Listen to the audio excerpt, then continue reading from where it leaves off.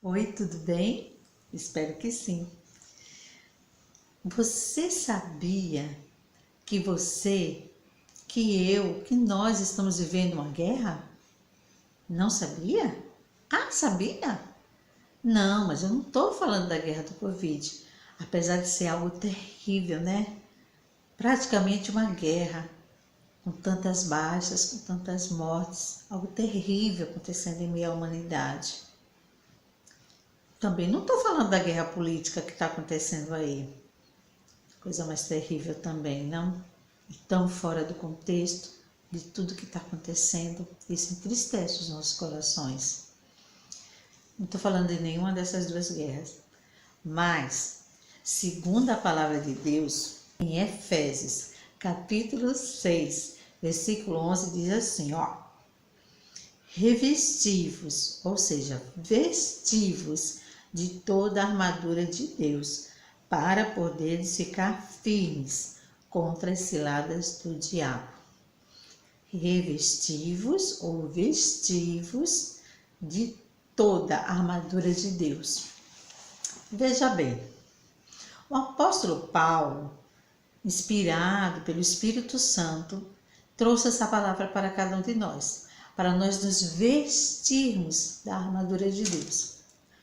Fala para mim, você não precisa vestir uma armadura para ir num passeio ou num parque, nem para sair para tomar um sorvete. Você não precisa de uma armadura, não é verdade? Uma armadura é um tipo de vestimenta que se usa para ir à guerra. O apóstolo Paulo, aqui em Efésios capítulo 6, versículo 11, ele usa como exemplo as vestes de um soldado romano. Por isso que ele fala em armadura, né? Naquela época, os soldados romanos, quando iam para a guerra, usavam armadura. Pois bem, o apóstolo Paulo está se referindo aqui a esse tipo de vestimenta para ir para a guerra, uma armadura. Veja, nós estamos sim numa guerra, mas a nossa guerra que nós estamos vivendo, ela é espiritual.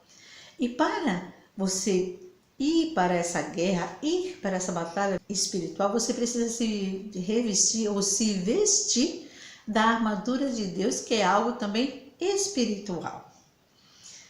Olha só, essa guerra já foi vencida. Ah, ué, Sara, mas se ela já foi vencida, então não preciso mais vestir a armadura de Deus para me proteger, né? Porque é para isso que uma armadura serve. Uma armadura, quando os soldados iam para a guerra, eles usavam para proteger partes vitais do corpo. Mas, se eu estou te dizendo que essa guerra já foi vencida, para que eu e você precisamos ainda vestir a armadura de Deus? Vou te contar uma coisa. Essa guerra foi vencida, essa guerra espiritual, ela foi vencida quando Deus enviou o seu único e perfeito Filho a esse mundo, o Senhor Jesus. No momento em que o Senhor Jesus ele foi crucificado, ele derramou o seu precioso sangue, conforme a Bíblia diz, para nos salvar de todos os nossos pecados. Ele venceu esta guerra. Ele venceu esta guerra, né? Ele veio ao mundo, morreu naquela cruz, depois ele ressuscitou ao terceiro dia. Louvado seja Deus. Ele venceu essa guerra. Ele venceu a guerra contra o pecado original, aquele pecado cometido lá no começo do mundo por Adão e Eva, né? Que contaminou toda a humanidade e toda a geração após eles. Esse foi o pecado original vencido pelo Senhor Jesus na cruz do Calvário e quando ele ressuscitou ao terceiro dia. Mas nós hoje precisamos vencer nossas batalhas individuais. O pecado original ele foi vencido, mas nós precisamos vencer nossas batalhas espirituais no nosso dia a dia.